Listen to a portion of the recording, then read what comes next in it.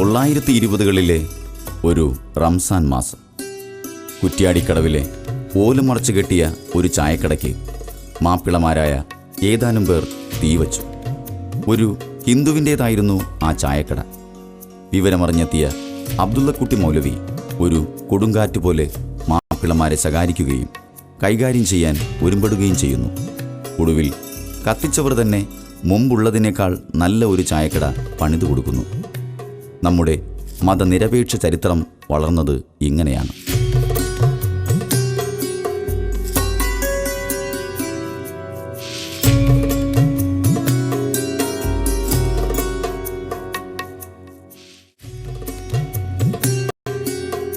മരവ്യവസായത്തിനായി കുറ്റ്യാടിയിലെത്തിയ കോഴിക്കോട്ടുകാരായ വർത്തക പ്രമുഖർ ഒറ്റയിൽ അബ്ദുള്ളക്കോയ ഹാജി, നാലകത്ത് ആലിക്കോയ തുടങ്ങിയവരാണ് ഹാജി എം അബ്ദുള്ളക്കുട്ടി മൗലവിയെ ഈ നാടിന് സമ്മാനിച്ചത്.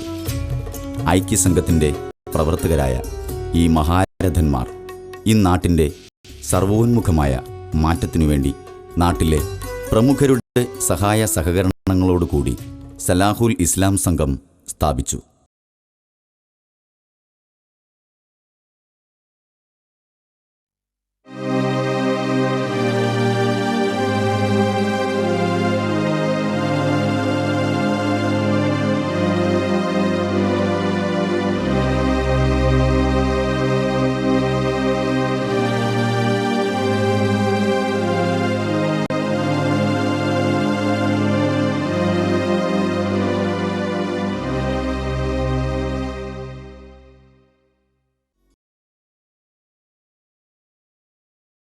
നിരക്ഷരതയും അന്ധവിശ്വാസവും മാമൂലുകളും മുച്ചൂടും ഗ്രസിച്ച ഒരു സമൂഹമായിരുന്നു അവരുടെ മുമ്പിലുണ്ടായിരുന്നത്.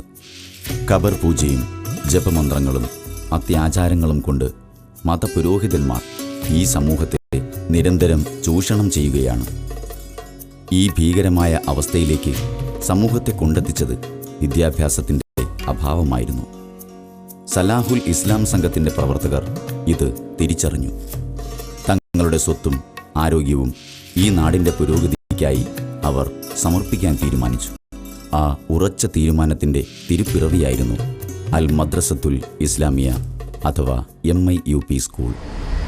അബ്ദുള്ളക്കുട്ടി മൗലവി സാഹിബ് ഇവിടെ കൊണ്ടുവന്ന് മൗലവി സാഹിബിൻ്റെ നേതൃത്വത്തിലാണ് ഈ സ്ഥാപനം ഇവിടെ ഉണ്ടാകുന്നത് എന്നാണ് ഞാൻ മനസ്സിലാക്കുന്നത്. മദ്രസയായിട്ടാണ് അൽ മദ്രസത്തുൽ ഇസ്ലാമിയ.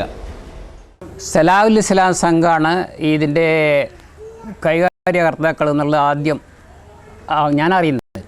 മോശമൊക്കെ പറയുന്നത് അന്ന് അതിൻ്റെ റെസീറ്റൊക്കെ അവിടെ ഉണ്ടായിരുന്നു. അത് അന്ന് ഓട് പൊളിച്ചപ്പോൾ അത് നഷ്ടപ്പെട്ടു എല്ലാം മഴ നനഞ്ഞു പോയതാ. ആ റെസീറ്റ് ശരിയായ ഒരു പിന്നെ കൗണ്ടർ ഫയൽ പോലെ നല്ല ഭംഗിയുള്ളൊരു റെസീറ്റായിരുന്നു കുറേ ഉണ്ടായിരുന്നത്. കുറേ ദിവസം ഞാൻ എടുത്തു വെച്ച് പിന്നെ എന്നോട് കൈ നഷ്ടം വന്നത്. അത് ചെക്ക് ബുക്ക് പോലെ ഉണ്ടായിരുന്നു. അതിൽ സലാഹുൽ ഇസ്ലാം സംഘം എന്നാണ് ഉള്ളത്.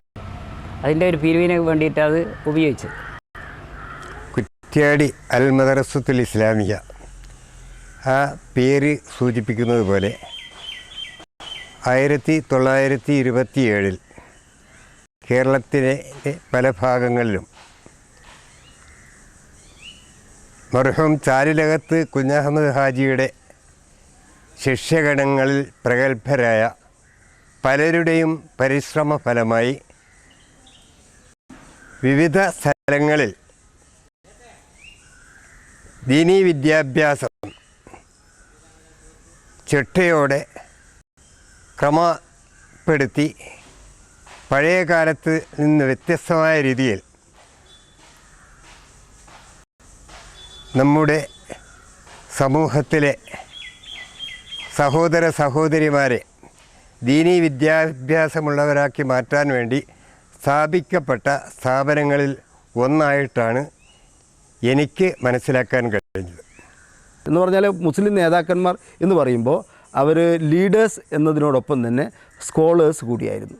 അപ്പോൾ നമുക്ക് കുറ്റ്യാടിയെ കേന്ദ്രീകരിച്ച് പറയുമ്പോൾ എം അബ്ദുള്ളക്കുട്ടി മൗലവിയുടെയൊക്കെ ഒരു കാര്യത്തെ നമുക്ക് ഈ രീതിയിലുള്ള ടൂൾ ഉപയോഗിച്ചുകൊണ്ടാണ് വിശകലനം ചെയ്യാൻ സാധിക്കുക. അപ്പോൾ അബ്ദുള്ളക്കുട്ടി മൗലവി എന്ന് പറയുന്നത് വെറും ഒരു മദ്രസ അധ്യാപകൻ അല്ലെങ്കിൽ ഒരു മതം പഠിപ്പിക്കുന്ന ആൾ എന്നത് മാത്രമല്ല, അദ്ദേഹം ഒരു റിഫോമിസ്റ്റും എന്ന് പറയുമ്പോൾ അദ്ദേഹം ഒരു scholar as well as A leader എന്നതാണ് അദ്ദേഹത്തിൻ്റെ ഒരു പ്ലേസ്മെൻറ്റ്. വില്യം ലോഗൻ്റെ മലബാർ മാനുവൽ എന്ന ഗ്രന്ഥത്തിൽ നമ്മുടെ നാടിൻ്റെ മനോഹാരിതയെ നന്നായി വർണ്ണിക്കുന്നു.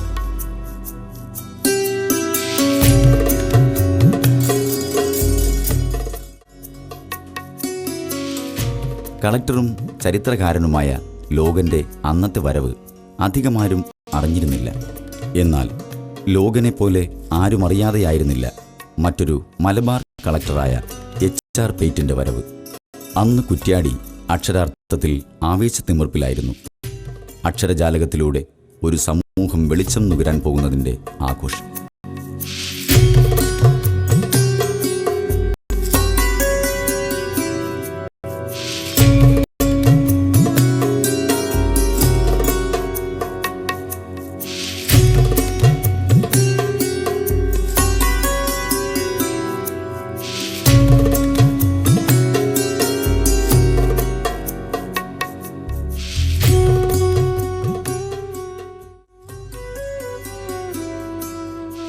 കുറ്റ്യാടിപ്പുഴയിലൂടെ ഒഴുകിപ്പോയ മരത്തടികൾ ലോകത്തിൻ്റെ നാനാഭാഗങ്ങളിലേക്കും സഞ്ചരിച്ചുകൊണ്ടേയിരുന്നു.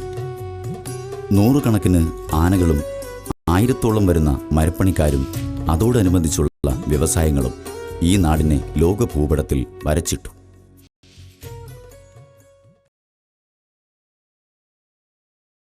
അത് പുഴ പണിയെടുക്കുന്നതുണ്ട്, കരയിൽ പണിയെടുക്കുന്ന വേറെ ആനുണ്ട്. സ്വന്തം മരവും അത് കുറ്റ്യാടിയൊക്കെ കൊണ്ടുവന്നിട്ട് ഇവിടുന്ന് വലിയ തെരുപ്പാക്കിയിട്ട് കോഴിക്കോട്ടേക്ക് പോകും.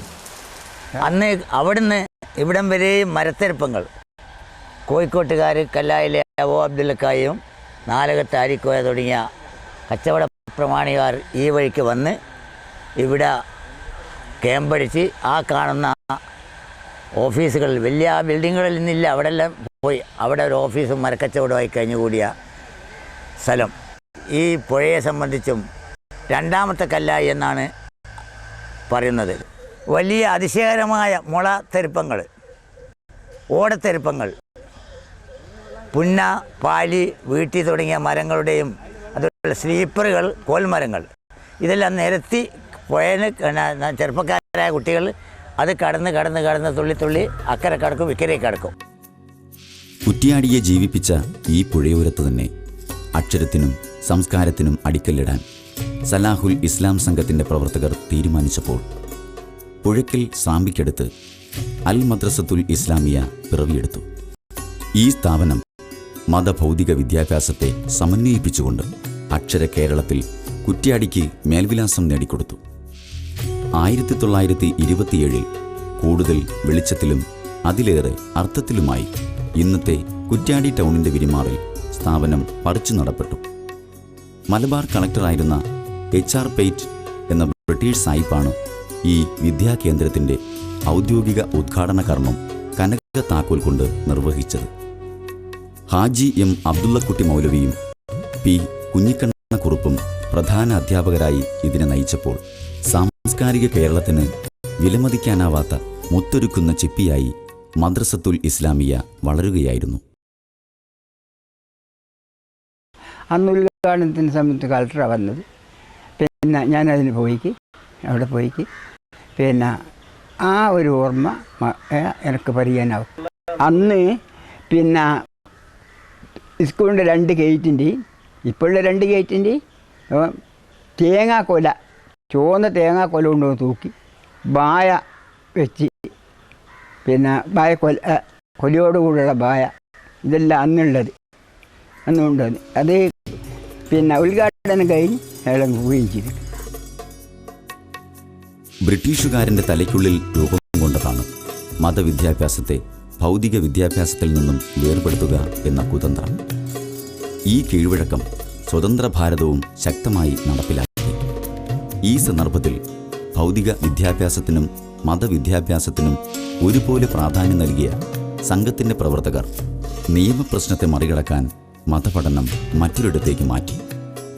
വിദ്യാഭ്യാസത്തോടുള്ള ഒരു സമുദായത്തിൻ്റെ അർപ്പണബോധം.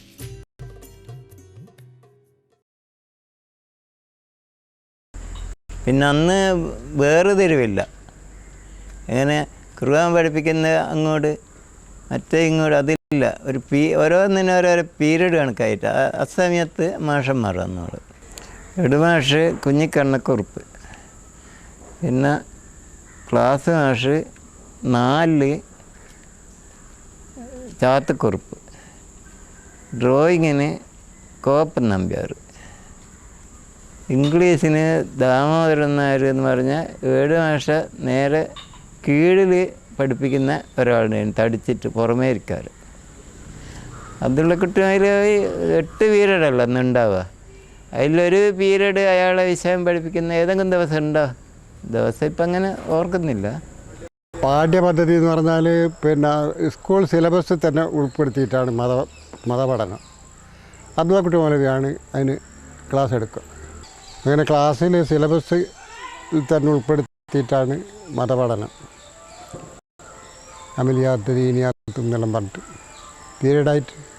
അബ്ദുൽ മൗലവി എന്ന് പറഞ്ഞാൽ മദ്രസ സ്കൂളിൽ പഠിപ്പിച്ച ഓർമ്മ മാത്രമല്ല, അയാൾ ഈ പ്രദേശത്തിൻ്റെ തന്നെ മൊത്തം പിന്നെ സാമൂഹ്യ പ്രവർത്തകരാണ്. അതിന് നേതൃത്വം കൊടുത്ത ആളാണ് അബ്ദുൽ മൗലവി, ബണ്ണേ കുഞ്ഞോദ മുസ്ലിയാർ, പിന്നെ പുത്തത്തെ കുഞ്ഞുമ്മദ് മൗലവി. ഇവരെല്ലായിടത്ത് അധ്യാപകന്മാരാണ്, മതപരമായ അധ്യാപകന്മാരാണ്. അന്ന് അവിടെ മതവും രണ്ടും ഒന്നായിട്ടാണ് നടക്കൽ. മതപരമായിട്ടും ഭൗതികമായിട്ട് രണ്ടും പഠിപ്പിക്കും. അപ്പോൾ പിന്നെ എയ്ഡഡ് സ്കൂളായിട്ട് മാറിയതിന് ശേഷം പിന്നെ ഗവൺമെൻറ് പിന്നെ എയ്ഡുള്ള സ്ഥാപനങ്ങളിൽ മതം പഠിപ്പിക്കാൻ പറ്റില്ല എന്ന് പറഞ്ഞു. എന്നാലും പിന്നെ അവിടെ മതം ഒഴിവാക്കി മദ്രസ അധ്യാപനം അവിടെ നിന്ന് മാറ്റി. ഗവൺമെൻറ് പോയി നമുക്ക് സ്വാതന്ത്ര്യം കിട്ടി. അന്നൊക്കെ മദ്രസ അവിടെ നടക്കുകയാണ്. 47 ആഘോഷം കഴിഞ്ഞ് അപ്പോൾ ഒരു പുതിയ നിയമം വന്നതാണ്, സ്കൂളുകളിൽ മതപഠനം പാടില്ല. അങ്ങനെ എന്ത് ചെയ്ത് ഇത് സ്കൂൾ ആക്കണോ അതല്ല മദ്രസയാക്കണോ എന്ന ഒരു വിഷയം അവിടെ വന്നിട്ടുണ്ട്. അത് വന്നപ്പോൾ മൗലവി സാഹിബും അതുപോലെയുള്ള നമ്മുടെ പിതാക്കന്മാരായ ആളുകൾ ഇവിടെ ഹൃദയവിശാലത എത്രത്തോളം ഉണ്ടെന്ന് അന്ന് മനസ്സിലാക്കണം. നമുക്ക് മദ്രസ മറ്റൊരു സ്ഥലത്ത് നടത്തി, ഇവിടെ സ്കൂൾ നടക്കട്ടെ എന്ന നിലക്ക് അങ്ങ് സ്കൂളിന് നൽകുകയാണ് ചെയ്തിട്ടുള്ളത്. അതുകൊണ്ട് മദ്രസ അവിടെ നഷ്ടപ്പെടുന്നില്ല. മതപഠനം ഗവൺമെൻറ്റിൻ്റെ ഗ്രാൻറ്റും ഗവൺമെൻറ് ശമ്പളവും കൊടുക്കുന്നിടത്തിൽ മതപഠനം പാടില്ല എന്നുള്ളത് പറഞ്ഞാൽ ഇന്ത്യയിലുള്ള നിയമം, കേരളം മാത്രമല്ല. അതിൻ്റെ അടിസ്ഥാനത്തിൽ മദ്രസ വേറെയായി. അതിന് വേർപിരിയലോ അല്ലെങ്കിൽ അങ്ങനെയൊന്നുമില്ല. ഇതെന്നിട്ട് ഗവൺമെൻറ് ഏറ്റെടുക്കുക. ഇത് UP സ്കൂൾ മാനേജ്മെൻറ്റ് തന്നെയല്ലേ, അന്ന് നിലവിലുള്ള മാനേജ്മെൻറ്റ് തന്നെയാണ്. MIUP-യേക്കാൾ 7 വർഷം പഴക്കമുള്ള മദ്രസത്തുൽ മുഹമ്മദിയ 1918 കോഴിക്കോട്ടെ കുറ്റിച്ചിറയിൽ നിർമ്മിക്കപ്പെടുന്നത്. ഈ കെട്ടിടത്തിൻ്റെ ശില്പചാരുത കണ്ടാൽ നമ്മുടെ MIUP-യുമായുള്ള സമാനത നമുക്ക് മനസ്സിലാക്കാം. ഈ ബലമാർന്ന കെട്ടിടം ഈ സ്ഥാപനം ഇന്നും ഉപയോഗിക്കുന്നു. ഈ സ്ഥാപനം നാട്ടുകാരുടെ ട്രസ്റ്റാണ് ഇപ്പോഴും നടത്തിപ്പോരുന്നത്. ഇവ രണ്ടും നിർമ്മിച്ചവരും പരിപാലിച്ചവരും ഒരേ ആൾക്കാരായിരുന്നു. പിന്നെ ഇവ തമ്മിൽ ഈ അന്തരം എങ്ങനെയുണ്ടായി? ഈ ചരിത്ര ദുർവിധി കുറ്റ്യാടിക്ക് വന്നു ചേർന്നത് എങ്ങനെയാണ്? മുൻഗാമികൾക്ക് വന്ന കൈപ്പിഴയോ അശ്രദ്ധയോ ആവാം. തലശ്ശേരിയുടെ മദ്രസത്തുൽ മുബാറക്കയും MIUP സ്കൂളിൻ്റെ സമകാലിക സ്ഥാപനമാണ്. മദ്രസത്തുൽ മുഹമ്മദിയയും മദ്രസത്തുൽ മുബാറക്കയും വളർച്ചയുടെ പടവുകൾ താണ്ടി പ്രശോഭിച്ചു നിൽക്കുമ്പോൾ നമ്മുടെ മദ്രസത്തുൽ ഇസ്ലാമിയ മാത്രം നാൾക്കുനാൾ അവഗണനയുടെ പടുകുഴിയിലേക്ക് ആപതിച്ചുകൊണ്ടിരിക്കുന്നു. കാരണം ഈ സ്ഥാപനം ഇന്ന് സ്വകാര്യ കരങ്ങളിലാണ്. AK ഗോപാലൻ എന്ന പ്രഗത്ഭ കമ്മ്യൂണിസ്റ്റ് നേതാവ് അന്ന് മദ്രസത്തുൽ മുഹമ്മദിയയിലെ അധ്യാപകനായിരുന്നു. അദ്ദേഹം കുട്ടികളെയും കൊണ്ട് കോഴിക്കോട് നിന്ന് ഇവിടെ പാടിക്കാൻ വന്നതും ആ പാട്ടാണ് കുറ്റ്യാടിക്കാർ ആദ്യം കേട്ടതെന്നും പറയുന്നത് നമുക്ക് കേൾക്കാൻ സാധിക്കും. ഉദ്ഘാടനം ചെയ്യുന്ന വേളയിൽ മദ്രസ മുഹമ്മദിയിൽ അധ്യാപകൻ എന്ന നിലക്ക് AKG അന്നത്തെ കമ്മ്യൂണിസ്റ്റ് പാർട്ടിയുടെ അന്നത്തെയും എക്കാലത്തെയും വളരെ പ്രമുഖനായ നേതാവ് AKG ഹാജർ ഉണ്ടായിരുന്നു എന്നത് സർവാംഗീകൃതമായൊരു സത്യമാണ്. കുറ്റ്യാടി ഗ്രാമപഞ്ചായത്ത് 1996 ഒരു ജനകീയ ആസൂത്രണ വികസന രേഖ പുറത്തിറക്കി. ഈ രേഖയിൽ ഇങ്ങനെ പ്രതിപാദിക്കുന്നു: ഒരു സമുദായം അവരുടെ ആവശ്യാർത്ഥം നിർമ്മിച്ച കെട്ടിടം സമൂഹത്തിൻ്റെ പൊതു ഉപയോഗത്തിന് വിട്ടുകൊടുത്ത അപൂർവ സംഭവമായിരുന്നു അത്. 70കളിൽ മുക്കത്ത് അബ്ദുള്ള ഹാജി മാനേജരായിരിക്കെ ഒരു പറ്റം യുവാക്കൾ അദ്ദേഹത്തിന് ഒരു തുറന്ന കത്ത് നൽകുകയുണ്ടായി. KP Kunhammad Kutty master, T Mammootty master, NBS Kunhammad, Othayoth Kunhabdulla, KPK Islahi, MA Rahim Maulavi, VK Kunhammad Vaidyarkandi, Kinattumkandi Hameed, VV Muhammad master, CV Moidu master, R Muhammad, CM Kunhabdulla, KS Kunhabdulla Haji, M Kunhammad Kutty master, VV Kunhabdulla, Karimbil Kunhammad Haji, P Abdul Hameed master തുടങ്ങിയവരായിരുന്നു ഈ സംഘത്തിൽ ഉണ്ടായിരുന്നത്. ഇവരിൽ കുറച്ചു പേർക്കൊഴികെ ഈ സത്യം ഇന്നും തുറന്നു പറയാൻ കഴിയാത്തത് എന്തുകൊണ്ടാണ്? പോരാട്ടത്തിൻ്റെ കണ്ണിയിൽ ഇവരും കോർക്കപ്പെട്ടിരുന്നു. ഒരുപറ്റം മുജാഹിദ് പ്രവർത്തകർ. അവരെന്ന് നാട്ടിലെ കോടാലികൾക്കെതിരെ ശക്തമായി പോരാടി, ലഘുലേഖ യുദ്ധങ്ങൾ നടത്തി. പക്ഷേ ചരിത്രത്തിലെ ചില പ്രഹേളികകൾ കണക്കെ അവരുടെ ശബ്ദവും നിലച്ചുപോയി. എന്നിരുന്നാലും അവർ വിട്ടേച്ചു പോയത് വലിയ സത്യങ്ങളുടെ ചരിത്രരേഖകളായിരുന്നു. ഇന്ന് ഈ ധർമ്മസമരത്തിന് നമുക്ക് കരുത്തു പകരുന്നത് 70കൾക്ക് ശേഷം നടന്ന ഇത്തരം പോരാട്ടങ്ങളുടെ ശേഷിപ്പുകളാണ്. 2005 കുന്നുമ്മൽ ഉപജില്ല പുറത്തിറക്കിയ വിദ്യാലയ ചരിത്രമാണ് നേര്. ഈ ചരിത്ര പുസ്തകത്തിൽ മദ്രസത്തുൽ ഇസ്ലാമിയയുടെ ചരിത്രം മുഴുവനും ഉല്ലേഖനം ചെയ്യപ്പെട്ടിരുന്നു. ഈ നേരും നമുക്ക് പറഞ്ഞു തരുന്നത് MIUP നാട്ടുകാരുടേതാണെന്ന വസ്തുത തന്നെയാണ്. ഏറ്റവും ഒടുവിൽ സ്കൂൾ മാനേജ്മെൻറ്റിനെ കൊണ്ടുതന്നെ ദൈവം സത്യം പറയിപ്പിച്ചു. അവർ ഈ വർഷം ഇറക്കിയ വാർഷിക പതിപ്പിൽ ഇത് പൊതു സ്വത്താണെന്ന സത്യം തുറന്നെഴുതി. സത്യം തങ്ങൾക്കെതിരാകുമെന്ന് മനസ്സിലാക്കിയ മാനേജ്മെൻറ്റ് ചരിത്രലേഖനങ്ങൾ പറിച്ചുമാറ്റി പുസ്തകം പുനഃപ്രസിദ്ധീകരിച്ചു.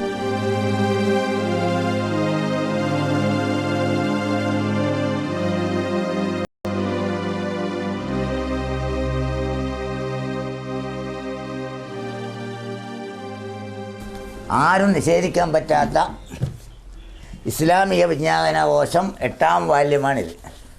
ഇതിലും സ്കൂളിൻ്റെ കഥകളുണ്ട്. ഇത് എല്ലാം വായിക്കാനുള്ള വിവേകം ഈ കാലഘട്ടത്തിൽ ആരും കാണിച്ചിട്ടില്ല എന്നാണ് എനിക്ക് തോന്നുന്നത്.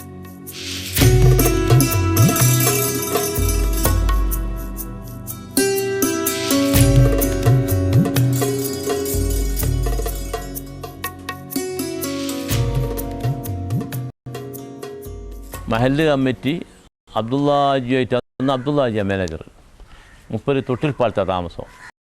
അങ്ങനെ ഞാനും VV കുഞ്ഞോളയും TM മൂട്ടിയും 3 പേരാ. വേറെ ആരുണ്ടോ എന്ന് ഓർമ്മ തോന്നില്ല. അങ്ങനെ ഞങ്ങൾ മുപ്പരോട് ഈ വിഷയം പറയാൻ ചെന്നു. അപ്പോൾ ഞങ്ങൾ പരിചയപ്പെടുത്തി മഹല്ല് കമ്മിറ്റി അയച്ചതാ. അതിൻ്റെ മെയിൻ ബിൽഡിംഗ് ഉണ്ടല്ലോ, അതെങ്കിലും ഞങ്ങളെ മദ്രസക്ക് നടത്താനും മദ്രസക്ക് എന്തോ നടത്താൻ വേണ്ടി അസൗകര്യങ്ങളൊക്കെ എന്നുള്ള പ്രശ്നമുണ്ടായിരുന്നു. അത് ഞങ്ങൾക്ക് തരികയെന്നൊക്കെ പറഞ്ഞ് സംസാരിച്ച് മുപ്പര് പിന്നെ അത്ഭുതമായിട്ടാണ് മുപ്പര് പറയുന്നത്. ഇത് മെയിൻ ബിൽഡിങ്ങിൻ്റെ മാത്രം പറയുന്നത് തീർത്തുങ്ങളല്ലേ, എൻ്റെ തലയിലിട്ടിട്ട് എന്നെ എനിക്കിത് കൊണ്ടു നടക്കാൻ കഴിയില്ല.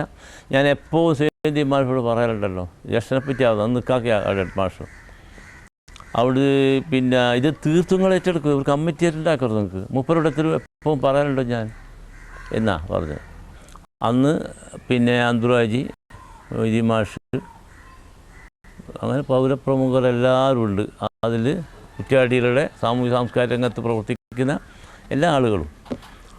അപ്പോൾ ഞാനിവിടെ എന്നെ ക്ഷണിച്ചിരിക്കുക. എന്നോട് അറിയാൻ MIP സ്കൂളിൻ്റെ വിഷയം സംസാരിക്കാനാണ്. അങ്ങനെ സംസാരിച്ച് അപ്പം പിന്നെ നമ്മൾ ആ കോളേജിനെ ഏൽപ്പിക്കാൻ തൃപ്തിപ്പെടുത്തി. മഹല്ല് ഇവർക്ക് മാനേജ്മെൻറ്റിൻ്റെ കയ്യിൽ ഇത് അവർ വിട്ടു തരികയാണ്. അത് മുഴുവൻ ഏറ്റുവാങ്ങാൻ എന്നിട്ട് എന്ത് ചെയ്യുക, സ്കൂൾ നടത്തി പഴയതുപോലെ. അത് ബിസിനസ് മെൻറ്റാലിറ്റിയിലല്ല, സ്കൂളിൻ്റെ അതിൻ്റെ വിദ്യാഭ്യാസം അതിൻ്റെ ഒരു സാംസ്കാരിക കേന്ദ്രമാണല്ലോ. അത് അതിൻ്റെ വികാരം നഷ്ടപ്പെടാതെയും വിചാരവും നഷ്ടപ്പെടാതെ അത് കൊണ്ട് നടക്കാനായിരുന്നു എന്നാ. അതിനാളില്ലാത്തതുകൊണ്ട് അവരെ കോളേജിൽ ഏൽപ്പിക്കാമെന്ന് പറഞ്ഞു. അപ്പോൾ കോളേജിലുള്ള ഔദ്യോഗിക ഭാരവാഹികൾ പറഞ്ഞു ഞങ്ങൾ അടുത്ത ട്രസ്റ്റ് യോഗം കഴിഞ്ഞ ശേഷം വിഷയം പറയാം. അവർ യോഗത്തിൽ തീരുമാനിച്ചു. കാരണം ഇത് കോഴ വാങ്ങലും കൊടുക്കലും നടക്കൂലായിരുന്നു, കിട്ടൂല. അത് നമുക്ക് ഇസ്ലാമിന് പറ്റാത്ത വിഷയം, അതുകൊണ്ട് നമുക്കിത് പറ്റില്ല എന്ന് പറഞ്ഞു. പിന്നെ അത് കുറേ കാലം വാങ്ങിപ്പോയി. വീണ്ടും മഹല്ല് കമ്മിറ്റിയിൽ മഹല്ല് കമ്മിറ്റി ചർച്ച ചെയ്ത് സജീവമായി സമ്പൂർണ്ണമായും MIPൻ്റെ മെയിൻ ബിൽഡിംഗ് മാത്രമല്ല, അത് തീർത്തും ആ പ്രദേശം തീർത്തും ഇത് വഖഫ് സ്വത്തും നമ്മുടെ പൊതുജനങ്ങളതാണെന്നുള്ള രേഖകൾ കണ്ടെത്തിയ മർഹൂം OK മുഹമ്മദ് സാഹിബ. മൂപ്പർ അതിസമർത്ഥമായിട്ട്, കാരണം മൂപ്പർ നമ്മൾ ഏൽപ്പിക്കുകയും ചെയ്തിരിക്കുന്നത്, പക്ഷേ ഏൽപ്പിച്ചതിനേക്കാൾ നീതി പുലർത്തിക്കൊണ്ടുള്ള പ്രവർത്തനം മൂപ്പർ നടത്തിയത്. ഞങ്ങളെന്നെ അത്ഭുതപ്പെട്ടു. കാരണം രേഖകൾ നമുക്ക് അതിനെപ്പറ്റി സാങ്കേതികമൊന്നും അറിയില്ല. അതിൻ്റെ രേഖകൾ ആധാരം രേഖവും അതിൻ്റെ എഴുത്തൊന്നും. പഴയ രേഖകൾ മുഴുവൻ മൂപ്പർ പുറത്തു കൊണ്ടുവന്നിട്ട് പറഞ്ഞു, ഇത് കോടതി കൊടുത്താൽ ചുട്ടപ്പം പോലെ തീർത്ത് നമുക്ക് കിട്ടും. കാരണം അതിനെ എതിർക്കുന്ന ആളുകളും അപ്പുറമില്ല. അപ്പോൾ അതിൻ്റെ ഇടയ്ക്ക് പിന്നെ കെട്ടും സംബന്ധവും അസംബന്ധവും എന്നൊക്കെ പറഞ്ഞ സ്വഭാവം ഉണ്ടല്ലോ. ആ നിലക്ക് നമ്മുടെ MIP സ്കൂള് വിൽക്കുകയും വാങ്ങുകയും ഒക്കെ ചെയ്തു പോയി അതിൻ്റെ ഇടയ്ക്ക്. എൻ്റെ ഉപ്പ പ്രസ്ഥാനിലെ മൊയ്തി മാഷ് ഒരു ദിവസം അങ്ങാടിയിൽ നിന്ന് ഒരയിലേക്ക് വരുന്ന വഴിക്ക് അറക്കല കോനാൽ കുത്തിഞ്ഞ് വരപ്പത്തെ കുഞ്ഞോക്കെ അയ്യത്തിൻ്റെ കുഞ്ഞോതാജിയും കൂടി എന്തോ സംസാരിക്കുന്നത്. അപ്പോൾ ഉപ്പാനെ കണ്ടപ്പോൾ ഉപ്പാനെ വിളിപ്പിച്ചു മൊയ്തി മാഷം നിങ്ങൾ ഇങ്ങോട്ട് ഒരു കാര്യം പറയട്ടെ എന്നാണ്. അപ്പോൾ ഉപ്പ അയ്യത്തോട്ട് ചെന്നേരാന്ന് ഞാൻ കോട്ടക്കാത്ത പറമ്പ് സ്കൂളിൽ നടക്കുന്ന കോട്ടക്കാത്ത പറമ്പ് ഞാൻ ഔദാജിനോട് ഉപ്പാക്ക് വാങ്ങിക്കൊടുത്തു, പിന്നെ അയ്യത്തടിക്ക് വാങ്ങിക്കൊടുത്തു എന്നാണ്. അപ്പോൾ ഉപ്പ പറഞ്ഞ് ആ സ്ഥലം എനിക്ക് വാങ്ങിക്കൊടുക്കാനാവില്ല, അത് എൻ്റെ ഉപ്പാൻ്റെ പെങ്ങളതാ, ഉപ്പാൻ്റെ പെങ്ങളോട് മദ്രസ ഉണ്ടാക്കാൻ വേണ്ടി വാങ്ങിയതവർ, അത് ഒരാളുടെ പേരിലൊന്നും വാങ്ങിക്കൊടുക്കാനാവില്ല എന്ന് പറഞ്ഞു. അത് പറഞ്ഞതിന് ശേഷം ഉപ്പാനോട് പിന്നെ വലപ്പുറത്തെ കുഞ്ഞുമൊക്കെ വല്ലാണ്ട് ശോഭിച്ച് എന്തെല്ലോ സംസാരിച്ച് അതും കേട്ട് ഉപ്പയും പോയിരുന്നു.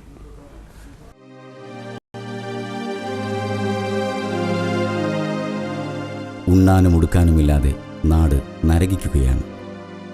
എങ്ങും രോഗങ്ങളും പ്രയാസങ്ങളും. സഹായം ചോദിക്കാനും അറിഞ്ഞ് സഹായിക്കാനും ആരുമില്ല. പകർച്ചവ്യാധികൾ മരണം വിതച്ചുകൊണ്ട് ഓടി നടക്കുന്നു. എല്ലാറ്റിനും പുറമെ മഴയും മലവെള്ളവും. ഈ പരിദേവനങ്ങൾക്കിടയിലും സ്ഥാപനത്തിലെ മണിമുഴക്കങ്ങൾ നിലച്ചില്ല.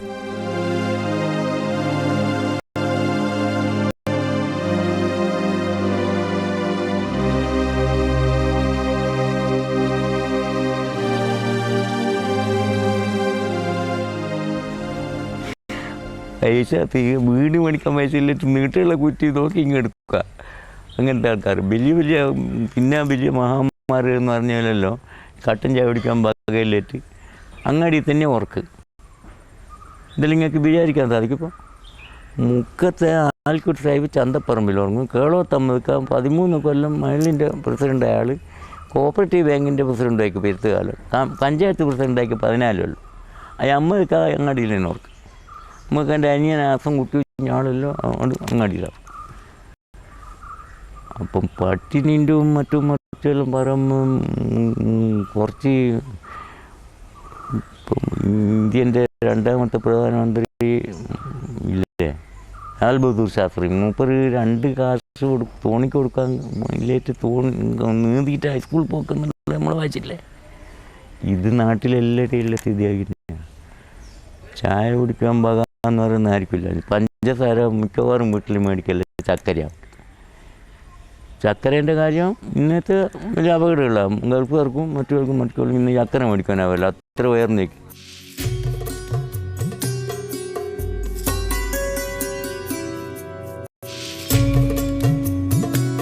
നാടും നാട്ടാരും തങ്ങളുടേതെന്ന ഫ്യൂഡൽ ചിന്തകളുടെയും ഉള്ളതിൽ നിന്ന് തുച്ഛമായ ദാനധർമ്മങ്ങൾ നൽകുന്ന മുതലാളിമാരുടെയും ദ്വിമുഖഭാവങ്ങളുടെ കാലം.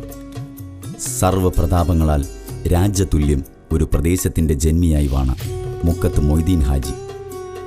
7 മലകളും ധാരാളം ആനകളും മരക്കച്ചവടവും മൊയ്തീൻ ഹാജിക്ക് കോഴിക്കോട്ടെ മരക്കച്ചവടക്കാരുമായി ഉറ്റ ബന്ധം സ്ഥാപിക്കാൻ ഇട നൽകി. ഈ കച്ചവട ബന്ധം പുരോഗമന ആശയങ്ങൾക്കും വിദ്യാഭ്യാസ പ്രവർത്തനങ്ങൾക്കും വഴിമരുന്നിട്ടു.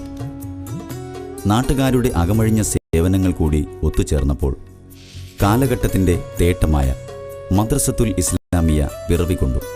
അങ്ങനെ കോട്ടക്കാത്ത് കദിയ എന്ന മഹതി ആദ്യം നൽകിയ സ്ഥലത്ത് മനോഹരവും ശില്പചാരുതയുമുള്ള MIUP സ്കൂൾ നിർമ്മിക്കപ്പെട്ടു. നാടും വിദ്യാലയവും വികസിച്ചു തുടങ്ങിയപ്പോൾ ആ മഹതി സ്കൂളിന് വീണ്ടും കൂടുതൽ സ്ഥലം അനുവദിച്ചു.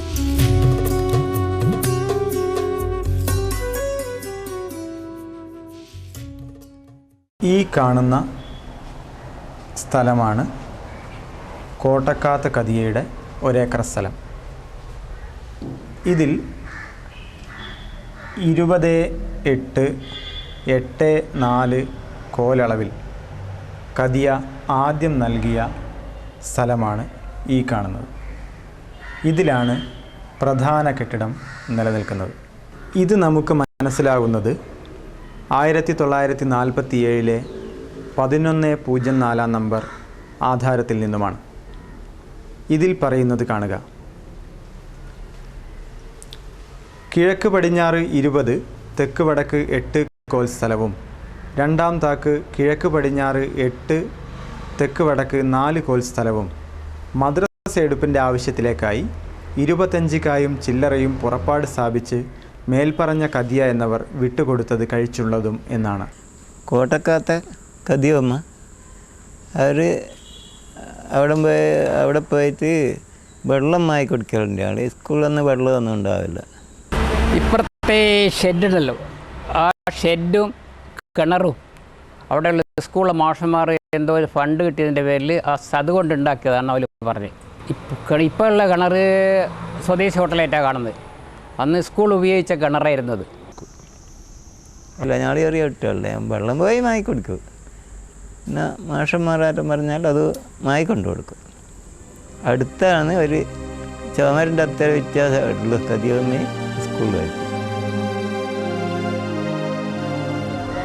1927 മറ്റൊരു വസ്തു ഈ സ്ഥാപനത്തിന് ദാനം ചെയ്ത ഒരാധാരം നോക്കിയെടുക്കുന്നതോടു കൂടിയാണ് ഇതിൻ്റെ മാനേജിംഗ് ട്രസ്റ്റ് സെക്രട്ടറി മാത്രമാണ് മൊയ്തീൻ ഹാജി എന്നും മുക്കത്ത് അവകാശ സ്വത്ത് പെട്ടതല്ല, ഇത് നാട്ടുകാരുടെ സ്വത്താണെന്നും വ്യക്തമായി മനസ്സിലാകുന്നു. 1948 1206 നമ്പർ ആധാരത്തിൽ ഇങ്ങനെ പ്രതിപാദിക്കുന്നു: പകുതി സ്ഥലം മേൽപ്പറഞ്ഞ കദിയ എന്നവർ വാക്കാൽ വിട്ടുതന്ന വഴിക്ക് നിങ്ങളുടെ കൈവശവും. അതായത് നേരത്തെ നൽകിയ 1-ാം താക്കും 2-ാം താക്കും ചേർന്ന 16 സെൻറ്റിൻ്റെ കൂടെ 34 സെൻറ്റ് കൂടെ കൊടുത്തുകൊണ്ട് ഒരേക്കറയുടെ പകുതി ഭാഗം നേരത്തെ കദിയ വാക്കാൽ വിട്ടുകൊടുക്കുകയായിരുന്നു. ഒരേക്കർ സ്ഥലം മുഴുവൻ രേഖപ്രകാരം മദ്രസയ്ക്ക് കിട്ടുന്നതിന് വേണ്ടി കോടതിയിൽ കേസ് കൊടുത്ത് ഒഴിപ്പിച്ച് വാങ്ങുന്ന ആധാരത്തിലാണ് ഈ വിഷയങ്ങൾ പ്രതിപാദിക്കുന്നത്.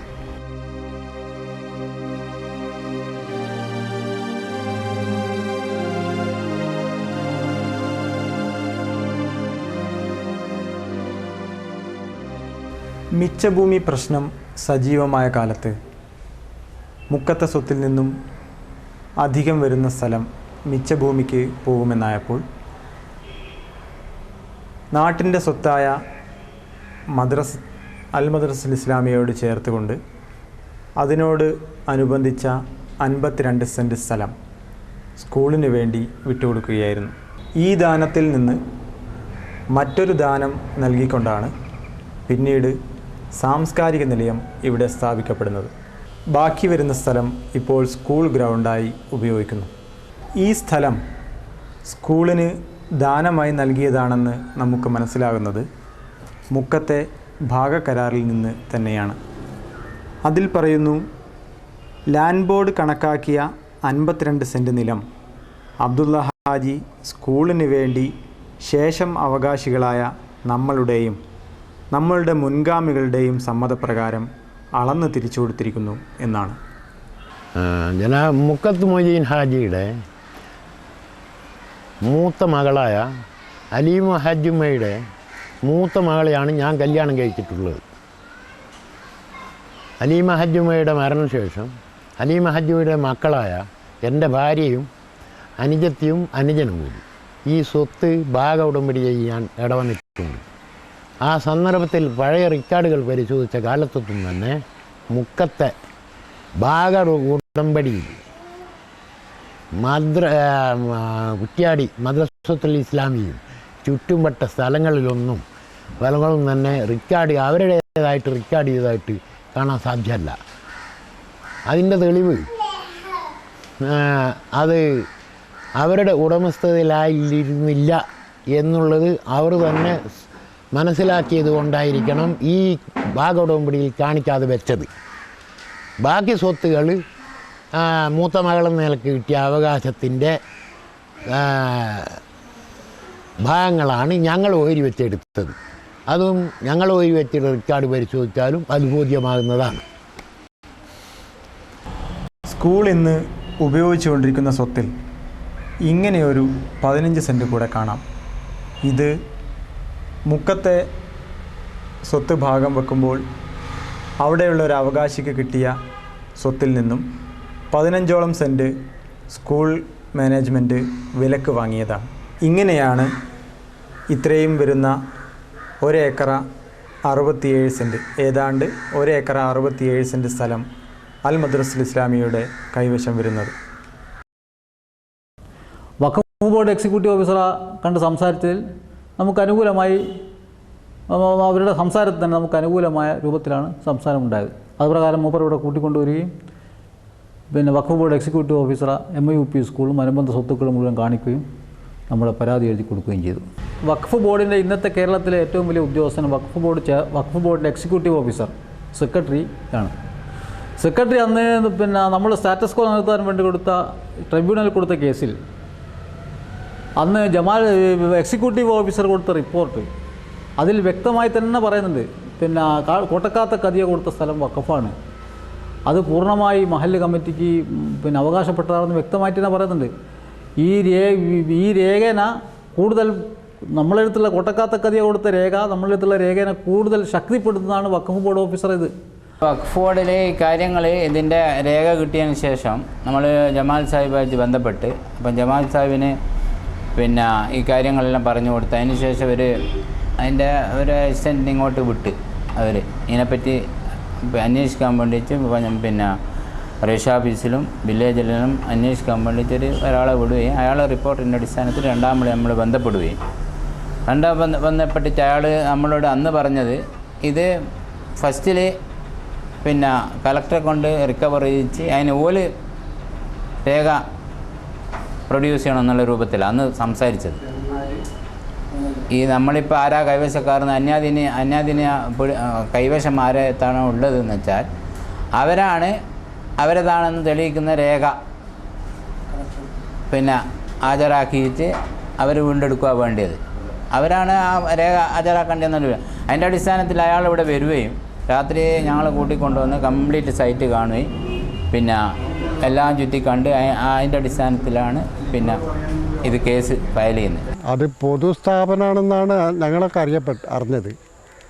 അക്കാലത്ത് കോഴിക്കോട്ടുകാർ പരക്കച്ചവടക്കാരൊക്കെ കൂടിയിട്ട് അവിടെ നിന്ന് പിന്നെ അവിടെ ക്യാമ്പ് ചെയ്ത് പുഴക്കല്ലൊരു വലിയ ഇതില്ലേ ഇപ്പോളെ പിന്നെ ഭാസ്കരൻ ഡോക്ടർ ഉണ്ടായിരുന്ന അവിടെയായിരുന്നു തോന്നുന്നുണ്ട് അവരെ ഇത് താമസ സ്ഥലം. എൻ്റെ ഒരു വീട് പോലെ ആ ബിൽഡിങ് ഇപ്പോഴും അവിടെ താമസിച്ചിട്ടാണ് അവർ പ്രവർത്തനം നടത്തിയത്.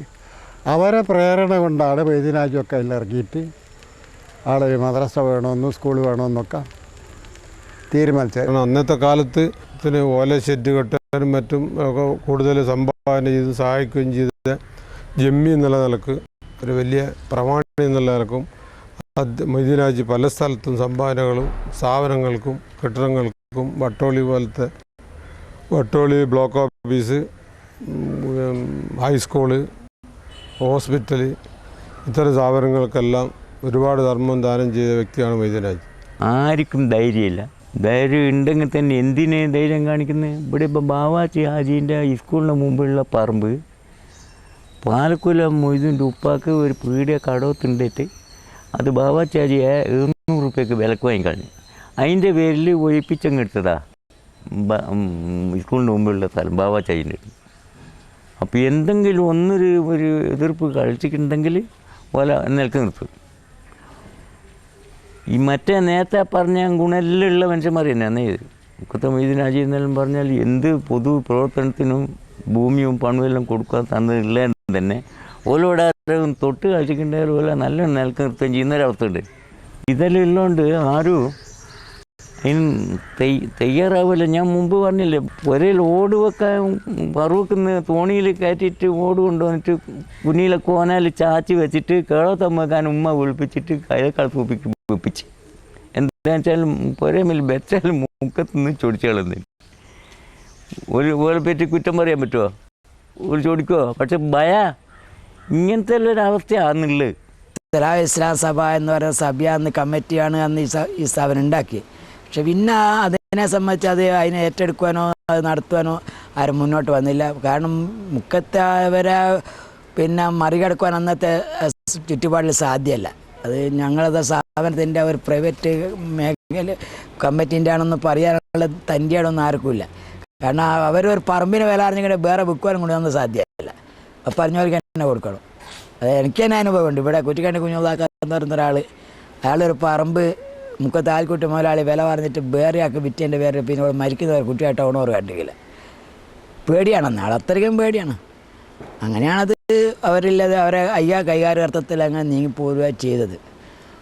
പിന്നെ ആദ്യം ഞങ്ങളെല്ലാം ആടുന്ന തന്നെ ഖുർആനും എല്ലാ ഹദീസും പഠിച്ചാടുന്നില്ല. മുത്തത്തെ ഈ കുഞ്ഞമ്മദ് മുസ്ലിയാർ എന്ന് പറഞ്ഞാൽ നമ്മൾ കാസിമീനിൽ ഉപ്പായില്ലേ, അയാളാണ്.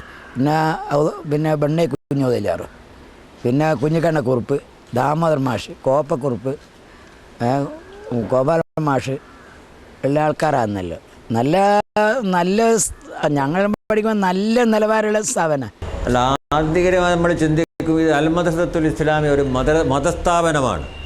ഇതൊരു സ്കൂളായിരുന്നില്ല. ഫസ്റ്റിൽ ആദ്യത്തിൽ ഇതൊരു മതസ്ഥാപനം എന്ന നിലക്ക് ഒരു മതസ്ഥാപനം അവിടെ വരുന്നത് ആരെങ്കിലും അത് കൊടുത്തതായിരിക്കണം. അപ്പോൾ ആരെങ്കിലും ഒരു മതസ്ഥാപനത്തിന് കൊടുക്കുന്നത് അത് യഥാർത്ഥത്തിൽ വഖഫായി തന്നെയായിട്ടാണ് അത് പരിണമിക്കുക. എങ്ങനെ നമ്മൾ വെറുതെ കൊടുക്കുകയാണെങ്കിലും ശരി, നമ്മൾ മറ്റു നിലക്ക് പള്ളിക്കോ മദ്രസക്കോ അതുപോലെയുള്ള കാര്യത്തിന് നമ്മൾ സ്വത്തോ ഒരു വാഹനമോ എന്ത് തന്നെ കൊടുക്കുകയാണെങ്കിലും യഥാർത്ഥത്തിൽ അതൊരു വഖഫിൻ്റെ ഇനത്തിൽ തന്നെയാണ് അത് വരേണ്ടത്. എങ്കിലേ അതിൻ്റെ പ്രസക്തിയുള്ളൂ. മുൻ ഖാലിയായിരുന്ന കേരളത്തിലെ തന്നെ അറിയപ്പെട്ട മതപണ്ഡിതനും ഫഖീഹുമൊക്കെയായിരുന്ന ബഹുമാന്യനായ കെ മൊയ്തു മൗലവി അദ്ദേഹത്തിൻ്റെ കേരള ചരിത്ര വിശകലന പ്രഭാഷണങ്ങളിലും രേഖകളിലും ധാരാളമായി അത് പരാമർശിച്ചിരുന്നു. അതൊന്ന് കോഴിക്കോട്ടെ മദ്രസത്തുൽ മുഹമ്മദിയ, മറ്റൊന്ന് കുറ്റ്യാടിയിലെ മദ്രസ ഇസ്ലാമിയ, മൂന്നാമതൊന്ന് തലശ്ശേരിയിലെ മദ്രസ മുബാറക്ക. ഇതെല്ലാം തന്നെ ഒരേ കാലത്ത് ഒരേ സമയത്ത് ഒരേ സന്ദർഭത്തിൽ പൊതുസമൂഹത്തിൻ്റെ വിദ്യാഭ്യാസ ലക്ഷ്യം വെച്ചുകൊണ്ട് തന്നെ ഇസ്ലാമിക സമൂഹം വഖഫ് ചെയ്തതാണ് എന്ന് അദ്ദേഹം ആവർത്തിച്ച് പറയാറുണ്ടായിരുന്നു. തന്നെ പിന്നെ തെങ്ങിനടുത്ത് തെങ്ങടിയാളില്ലേ, തെങ്ങിനാവിലെടുത്ത് കുറ്റിയാടി മാറ തെങ്ങെടുത്തേക്ക് മുക്കത്തേക്ക് തെങ്ങിൻ്റെ ആവശ്യമില്ല. ചെലവയ്യേ മണോ തുപ്പയ്യ കൊടുത്ത് നല്ലൊരു തെങ്ങ കൊടുത്ത് അന്ന് വന്നത് കാര്യമായ ആൾക്കാരിൽ തന്നെയാണ് വന്ന് വാങ്ങിയതും. അത് അതിൻ്റെ ബാക്കിൽ നിന്ന് ഇങ്ങനെ കത്തുകൾ ഇതുള്ളൂ അടിച്ചിട്ട് കുറ്റ്യാടി മദ്രസ ബകാന്ന് പറഞ്ഞിട്ടാണ് ഇവർ എഴുതി വെച്ച് ഒരേ കാലം അവർ കൊണ്ടുപോയി തേങ്ങ. പിന്നെ തെങ്ങ് എന്തോ ആയിപ്പോയതാണ് എനിക്ക് പറയാൻ പറ്റില്ല. എന്താ തെങ്ങിനാ നല്ല തെങ്ങിനും മുക്കത്തേക്ക് തെങ്ങിൻ്റെ ആവശ്യമില്ലല്ലോ, ചെറുവയ്യ അല്ലേ. പിന്നെ എൻ്റെ അതിനകത്തും കൊടുത്ത് എൻ്റെ മങ്ങളോടും ചോദിക്കണം നിങ്ങൾക്ക്, നമ്മൾ കളത്തിൽ പറഞ്ഞോ നല്ലൊരു തെങ്ങാണ് കൂടെ എൻ്റെ എരിയത്തിൻ്റെ തെങ്ങ് അതേനു ഞങ്ങൾക്ക് ഇതാ വേണ്ടു മറ്റു പോലെ എടുത്താ. സ്ഥാപനം അന്ന് നമ്മൾ ഇവിടെ നാട്ടിൽ ഇവിടെ എല്ലാം ഞങ്ങളെല്ലാം പിന്നെ തെങ്ങുകളും കൊടുത്തേക്ക് ഈ സ്ഥാപനത്തിന് നടത്തിപ്പിന് വേണ്ടിയിട്ട്. ഇപ്പറമ്പൊന്നും തെങ്ങുണ്ടായിരുന്നു. ഈ വളനൂർ പ്രദേശത്ത് മുഴുവൻ പറമ്പുകൾ മുസ്ലിങ്ങളെ പറമ്പുകൾ തെങ്ങ് കൊടുത്തേക്കുണ്ട്. ആ തെങ്ങിൻ്റെ തെങ്ങിൻ്റെ വരുമാനത്തെ കൊണ്ടും അതുപോലെ പിന്നെ തരക് വിരിച്ചിട്ട് കുറ്റ്യാടി ടൗണിലുള്ള തരക് വിരിച്ചിട്ടു ശമ്പളം കൊടുത്ത് അതുകൊണ്ടായിരുന്നു. അത് എനിക്ക് തന്നെ ഓർമ്മയുണ്ട്. എന്നെ തന്നെ ഒരിക്കലും കുറ്റി ടൗണിലെ പിരിവെടുക്കാൻ വേണ്ടിയിട്ട് മുതൽ ആക്കി ഒരു പാട്ടയിൽ വന്നിട്ട് വൈകുന്നേരം എല്ലാ വീടുകളും കൊണ്ട് അന്നൊരു മുക്കാലാണ് തരുക, ഒരു മുക്കാൽ 2 മുക്കാൽ ഇതാ തരുക. അത് 1.5 സ്വരൂപിക്കും. ഈ തേങ്ങയും പറിച്ചിട്ട് അങ്ങനെ ശമ്പളമെല്ലാം കൊടുത്തത്. കായക്കൊടിയിൽ ഞാൻ താമസിക്കുന്ന ഈ വലിയ പറമ്പത്ത് എന്ന ഈ പറമ്പിൽ നിന്ന് തന്നെ പഴയ കാലത്ത് ആ സ്ഥാപനത്തിന് വേണ്ടി കെട്ടുതെങ്ങുകൾ സംഭാവന ചെയ്യപ്പെട്ടിരുന്നുവെന്നും കുറ്റ്യാടിയിലുള്ള ആ സ്ഥാപനവുമായി ബന്ധപ്പെട്ട ആളുകൾ ഇവിടെ നിന്ന് നാളികേരം ശേഖരിച്ചു കൊണ്ടുപോയിരുന്നുവെന്നും പഴയ ഓർമ്മയുള്ള പ്രായം ചെന്ന ആളുകൾ അനുസ്മരിക്കുന്നതായി മനസ്സിലാക്കാൻ കഴിയുന്നു. കുറ്റ്യാടി മാലിലാണ് ഞങ്ങളെല്ലാം. ഞങ്ങൾക്കൊന്നും ഇവിടെ പള്ളിയില്ല, എല്ലാം കുറ്റ്യാടി മാലിൽ പള്ളിയാണ്. അപ്പോൾ നമ്മളെ കേന്ദ്രം കുറ്റ്യാടി മാലിൽ പള്ളിയായിരുന്നു. ഇവിടെ അന്നൊരു നിസ്കാരപ്പള്ളി കുറേ കാലം കഴിഞ്ഞതിന് ശേഷമുള്ളൂ ചെറിയ നിസ്കാരപ്പള്ളി ഉണ്ടാക്കി. അതുവരെ ജുമാക്കൾ ഞങ്ങളെല്ലാവരും പോകും. ഞങ്ങൾ മാത്രമല്ല, തളീക്കരള്ളിയാൽ, പിന്നെ കുളങ്ങരത്തേക്കാർ, വളയന്നൂക്കാർ, ഊരത്ത്, ഇതെല്ലാം കൂടി എല്ലാവരും കൂടിയും പള്ളിയാണെന്ന്. ഊരത്ത് പിന്നെ അടുത്ത കാലത്താണ് പള്ളിയെന്ന്. അതുപോലെ തന്നെ വളയന്നൂർ ജുമായത്ത് പള്ളി കുറേ കാലം. കുളങ്ങരത്തായില്ല പള്ളിയില്ല, തളീക്കരയില്ല, അന്ന് കള്ളാട്ടില്ല, പിന്നെ അടുക്കത്തുണ്ട്, അടുക്കത്ത് മരുതോങ്കര പള്ളിയുണ്ട്. ഇതെല്ലാം ഈ കുറ്റ്യാടി മാലിലാണ്. ഈ ഇന്ത്യ വരുമാനം ഞങ്ങളെല്ലാം ആദായമല്ല, ഞങ്ങളെല്ലാം ഇതിന് വേണ്ടിയിട്ട് എല്ലാ സഹായവും കൊടുത്തിട്ടുണ്ട്. ഞങ്ങളുടെ കുടുംബങ്ങൾ തെങ്ങ് കൊടുത്തവരുണ്ട്, പറമ്പ് കൊടുത്തവരുണ്ട്. പിന്നെ ഈ കാരണം മദ്രസയും പള്ളി ഒന്നായിട്ടാണ് നടക്കുന്നത്. സലാൽ ഇസ്ലാം സഭ കമ്മിറ്റീൻ്റെ കീഴിൽ തന്നെയാണിത്. പിന്നെ ആ കമ്മിറ്റി നിലവിൽ എൻ്റെ പേരിൽ അറിയപ്പെട്ടിട്ടുണ്ടോ എന്ന് പറയാനാവില്ല. കമ്മിറ്റിയാണ് അങ്ങ് നടത്തുന്നത്. അതുകൊണ്ടാണ് തെങ്ങെല്ലാം കൊടുക്കേണ്ടത് വന്നത്. പിന്നെ ഞങ്ങളെല്ലാം തരവും കൊടുക്കും, മാസാന്തം സംഖ്യ കൊടുക്കും. തോണിക്കാരോടും ബസ്സുകാരോടും എന്തെല്ലാം ഏതെല്ലാം എന്ന് പറഞ്ഞൂടെ എല്ലാ ആൾക്കാരോടും ഒരു ആഴ്ചക്ക് ദിവസവും നിലം വെച്ചിട്ട് കണക്കുണ്ട് മദ്രസിനോട്. അപ്പം അത് പെരുത്ത് കാലം ഉപ്പായിരുന്നു എൻ്റെ പീരീഡ്. അപ്രതീക്ഷിതമായ അനാഥത്വത്തിനു മുമ്പിൽ പകച്ചു നിന്നുപോയ ഈ വിജ്ഞാന കേന്ദ്രത്തെ നെഞ്ചോട് ചേർത്ത് അന്ന് വഴി നടത്തിയത് PM ബാവാച്ചി ഹാജി പ്രസിഡന്റായി, കോമത്ത് കുഞ്ഞത്തറുവെ ഹാജി, വൈദ്യർക്കണ്ടി ആലിക്കുട്ടി, OK അമ്മദ് ഹാജി, കേളോത്ത് അമ്മദ് തുടങ്ങിയവരുടെ നേതൃത്വത്തിലുള്ള കമ്മിറ്റിയായിരുന്നു. 1942 സലാഹുൽ ഇസ്ലാം സംഘം ഫലത്തിലില്ലാതായതോടെ 1944 സ്കൂൾ സംരക്ഷണ കമ്മിറ്റി നിലവിൽ വന്നു. ഈ കമ്മിറ്റിയാണ് 1950 വരെ സ്കൂളിൻ്റെ അറ്റകുറ്റപ്പണികളും നിർവഹിച്ചു പോന്നത്. കുറേ കാലമായിട്ട് മിസ്മാനേജ്മെൻ്റായിട്ട് പോയി.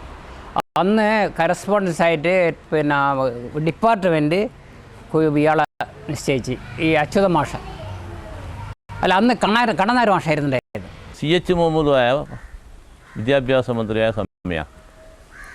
അന്ന് പിന്നെ ഒരു ഹൈസ്കൂളിന് വേണ്ടി ഇവിടുന്ന് ആളുകൾ പോയതാ, നമ്മളെ പള്ളി മഹലിൻ്റെ ആളുകളെല്ലാം കൂടി ഒന്നായിട്ട്. അപ്പം മൂപ്പര് സരസമായും പരിഹാസ സ്വഭാവത്തിലും എന്തു പറഞ്ഞു, നിങ്ങൾ ഈ ഹൈസ്കൂൾ അന്വേഷിക്കണം, ആദ്യം ഇവിടെ പ്രൈമറി സ്കൂൾ വേണ്ടേ, പ്രൈമറി സ്കൂളും വേണം, പിന്നെ നിങ്ങളിപ്പോൾ അവിടെയുള്ള ചരിത്ര പ്രാധാന്യമേറിയ MIP സ്കൂൾ എന്ന് പറഞ്ഞാൽ സ്കൂളിൻ്റെ അംഗീകാരം എടുത്തു പോയിരിക്കുന്നത്. അതിന് വേണ്ടിയുള്ള ശ്രമത്തിൻ്റെ എൻ്റെ മുമ്പിലാണ് ഇപ്പോൾ ഫയലുള്ളത്. അതൊന്നും വേഗം ശരിയാക്കണം, എന്നിട്ട് വല്ല ഹൈസ്കൂൾ എന്ന് പറയും. അപ്പോൾ അത് ജനകീയ പ്രസ്ഥാനം, ജനങ്ങളതും മനസ്സിലായോ, വളരെ മുമ്പേ പൈതൃകവും പാരമ്പര്യവും നമ്മുടെ വികാരങ്ങളുടെ സ്പന്ദനവും എല്ലാമുള്ള ഒരു സ്ഥാപനമായത് എന്നർത്ഥം. മലബാറിൻ്റെ ചരിത്രത്തിൽ വളരെ പ്രാധാന്യമുള്ള ഒരിടമാണ് കുറ്റ്യാടിയും പരിസര പ്രദേശങ്ങളും. ഒന്നാം ലോക മഹായുദ്ധത്തിൻ്റെ കാലഘട്ടത്തോടുകൂടി തെക്കൻ മേഖലകളിൽ നിന്നും ക്രിസ്തീയ കുടിയേറ്റം ഈ പ്രദേശങ്ങളിലെ മലഭാഗങ്ങളിലേക്ക് നടക്കുകയും അതോടൊപ്പം തന്നെ മുസ്ലിം മേഖലയിൽ വിദ്യാഭ്യാസപരമായ ഒരു നവോത്ഥാനത്തിൻ്റെ തുടക്കം സംഭവിക്കുകയും ചെയ്തു. മലബാർ കലാപത്തിൻ്റെ അനുരണനങ്ങൾ പലപ്പോഴായിട്ട് ഈ പ്രദേശങ്ങളെയും പല രീതിയിലും സ്വാധീനിക്കപ്പെട്ടിട്ടുണ്ട്. MIUP സ്കൂൾ, ഇപ്പോൾ മദ്രസത്തുൽ ഇസ്ലാമിയ എന്നുള്ള ഒരു ക്യാപ്ഷൻ നമുക്കിപ്പോഴും പിന്നെ MIUP സ്കൂളിൻ്റെ ആ ഒരു വലിയ ഗേറ്റിൽ നമുക്കതെന്ത് ചെയ്യാൻ പറ്റുന്നുണ്ട്. ആ കാലഘട്ടത്തിൻ്റെ തന്നെ ഒരു ശില്പരീതിയും അതേപോലെ തന്നെ അതിൻ്റെ ഒരു റൈറ്റിംഗ് ഒക്കെ തന്നെ ഒരു പൗരാണിക ഭാവത്തെ ദ്യോതിപ്പിക്കുന്നതും ആ കാലഘട്ടത്തിലുള്ള ഒരു പരിഷ്കരണ സ്പിരിറ്റിനെ ഉൾക്കൊള്ളുന്നതുമാണ്. കോഴിക്കോട് ഈ പരപ്പിൽ ഉള്ള സ്കൂൾ വിദ്യാലയം ഇപ്പോഴും അതിൻ്റെ ഒരു കൺസ്ട്രക്ഷനും നമ്മൾ കുറ്റ്യാടി MIUP സ്കൂളിൻ്റെ കൺസ്ട്രക്ഷനും നോക്കിക്കാണും അതിലുള്ളൊരു സമാനത തന്നെ അതൊരു ഒരു ഒരു നിർമ്മാണ കലയിലെ ഒരു സമാനത എന്നതിലുപരി ഒരു കാലത്തിൻ്റെ തന്നെ ഒരു സവിശേഷതയാണ് നമുക്ക് മനസ്സിലാക്കാൻ പറ്റും. ഒരു സാധാരണ ഇതിൽ പറയും പോലെ ഒന്നിൻ്റെ വില എന്ന് പറയുന്നത് അവിടെ അതിൻ്റെ ഒരു മെറ്റീരിയൽ കോസ്റ്റ് മാത്രമല്ല, ഒന്നിൻ്റെ വില എന്ന് പറയുന്നത് അതിൻ്റെ ഒരു സ്പിരിച്വൽ കോസ്റ്റ് കൂടിയാണ്. ആ അർത്ഥത്തിലാണ് നമ്മൾ ഇപ്പോൾ മലബാറിൽ തന്നെ ഒരുപാട് സ്ഥാപനങ്ങൾ വന്നിട്ടുണ്ട്. പക്ഷേ MIUP സ്കൂൾ എന്ന് പറയുമ്പോൾ നമ്മൾ ഇതിനെ കാണുന്നത് മലബാറിലെ ഒരു ചരിത്ര പശ്ചാത്തലത്തിൽ പ്രത്യേകമായ ഒരു റിഫോമിംഗ് സ്പിരിറ്റിൽ വളരെ പ്ലാൻഡ് ആയിക്കൊണ്ട് ഒരു സമുദായത്തിൻ്റെ വിദ്യാഭ്യാസപരവും സാംസ്കാരികവുമായ ഉന്നമനത്തിന് വേണ്ടി തീർത്ത പല സ്ഥാപനങ്ങളിൽ എണ്ണപ്പെടുന്ന പല സ്ഥാപനങ്ങൾ ഒന്നായിട്ടാണ് MIUP സ്കൂളിനെ നമ്മൾ കാണുന്നത്. അപ്പർ പ്രൈമറി വിദ്യാലയം എന്ന് മാത്രമല്ല, എല്ലാ സാംസ്കാരിക പ്രവർത്തനത്തിൻ്റെയും ഒരു ശിലാകേന്ദ്രമാണ്, എല്ലാ സാംസ്കാരിക പ്രവർത്തനത്തിൻ്റെയും. അപ്പോൾ പഴയ ആൾക്കാരുടെയൊക്കെ ഓർമ്മകൾ നിറഞ്ഞു നിൽക്കുന്നതും അത്തരത്തിലുള്ള തന്നെ ഒരു ഭാവമാണെന്നാണ് ഒരു ചരിത്രാന്വേഷകൻ എന്നുള്ള നിലക്ക് പലപ്പോഴായിട്ട് എനിക്ക് മനസ്സിലാക്കാൻ പറ്റിയത്. ഒരു വേറെ ഏതെങ്കിലും രീതിയിലുള്ള ഒരു കാഴ്ചപ്പാടിനെ വെച്ചുകൊണ്ട് നമുക്ക് ഒരു വിദ്യാലയത്തിൻ്റെ ചരിത്രപരമായ പ്രാധാന്യത്തെ ഒട്ടും വില കുറിച്ച് കാണാൻ സാധ്യമല്ല. വില എന്ന് പറയുന്നത് ഞാൻ സൂചിപ്പിച്ചതുപോലെ ഒരു പണത്തിൻ്റെ ഒരു മൂല്യത്തിൻ്റെ മാത്രം അടിസ്ഥാനത്തിൽ അല്ലെങ്കിൽ അതിൽ അടങ്ങിയിരിക്കുന്ന ഒരു നിർമ്മാണ അതിലെ ഒരു കമ്പിയുടെയും സിമെൻറ്റിൻ്റെയും അല്ലെങ്കിൽ മരത്തിൻ്റെയും ഒരു വിലയല്ല. അതിനപ്പുറം ഒരു വിദ്യാലയം എന്ന് പറയുമ്പോൾ ചരിത്രപരമായ ഒരു പശ്ചാത്തലത്തിൽ ഉദയം കൊണ്ട ഒരു സ്ഥാപനം എന്ന് പറയുമ്പോൾ അതിൻ്റെ ഹിസ്റ്റോറിക്കൽ വാല്യൂ എന്നത് നമുക്ക് ഉണ്ടാക്കിയെടുക്കാൻ പറ്റുന്നതല്ല. ആ ഒരു പ്രാധാന്യത്തിൽ നിന്നുകൊണ്ടായിരിക്കണം അതിനെ ചുറ്റിപ്പറ്റിയുള്ള ഏതർത്ഥത്തിലുള്ള ചർച്ചയും. എൻ്റെ വ്യക്തിപരമായ അഭിപ്രായം, ആ സ്ഥാപനത്തിൻ്റെ നാമം അത് പൊളിക്കുകയാണെങ്കിലും അത് മാറ്റിപ്പണിക്കുകയാണെങ്കിലും ഒക്കെ തന്നെ നമ്മളെ എല്ലാവരെയും അങ്ങേയറ്റം കുളിർമ കൊള്ളിക്കുന്ന അല്ലെങ്കിൽ നമുക്ക് വളരെയധികം ആവേശം നൽകുന്ന അൽ മദ്രസത്തുൽ ഇസ്ലാമിയ എന്ന പരിശുദ്ധമായ ആ വാക്കുകളിൽ ഒരുപാട് വർഷങ്ങളുടെ ഒരുപാട് കാലത്തെ ചരിത്രങ്ങൾ ഒളിഞ്ഞു കിടക്കുന്നുണ്ടായി. ഈ രാജ്യത്തിലെ അബ്ദുള്ളക്കുട്ടി മൗലവിയുടെ മാത്രമല്ല, ഈ രാജ്യത്തിലെ പ്രധാനപ്പെട്ട ഒരുപാട് കുടുംബങ്ങളുടെയും തറവാടുകളുടെയും വ്യക്തികളുടെയും പ്രസ്ഥാനങ്ങളുടെയും എല്ലാം തന്നെ ഒരുപാട് കാര്യങ്ങൾ അൽ മദ്രസത്തുൽ ഇസ്ലാമിയ എന്ന് പറയുന്ന ആ വരികളിൽ ഒളിഞ്ഞു കിടക്കുന്നു. പ്രശ്നങ്ങൾ പരിഹരിക്കുക, എളുപ്പത്തിൽ തർക്കങ്ങൾ സുല്ലാക്കുക എന്ന ഒരു ശൈലിയിലും എന്നൊരു എന്താ പറയുക ജനപ്രിയ വാദങ്ങളൊക്കെ ഉന്നയിച്ചുകൊണ്ട് എങ്ങനെയെങ്കിലും ഇത് തീർന്നു കിട്ടണം എന്ന അർത്ഥത്തിൽ ഇതിനെ നിസ്സാരമായി കാണുന്നത് ഇസ്ലാമികമായ ശർഈയായ താല്പര്യങ്ങൾക്ക് തന്നെ എതിരാണ് എന്ന കാര്യത്തിൽ യാതൊരു സംശയവുമില്ല.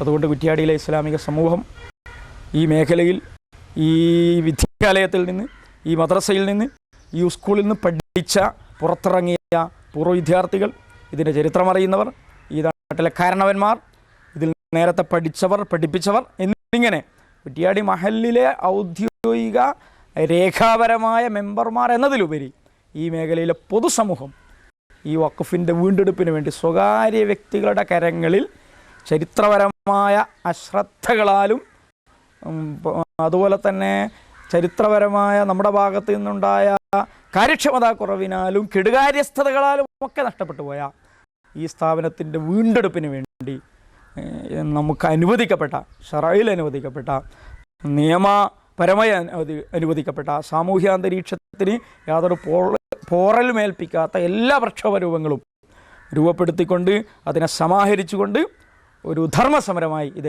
ഏറ്റെടുത്ത് ഇത് വീണ്ടെടുക്കാൻ വേണ്ടി മുന്നോട്ട് നീങ്ങണം എന്ന് തന്നെയാണ് നമുക്ക് പറയാനുള്ളത്. അക്കാര്യത്തിൽ സമൂഹം ഉണർന്ന് പ്രവർത്തിക്കേണ്ടതുണ്ട്.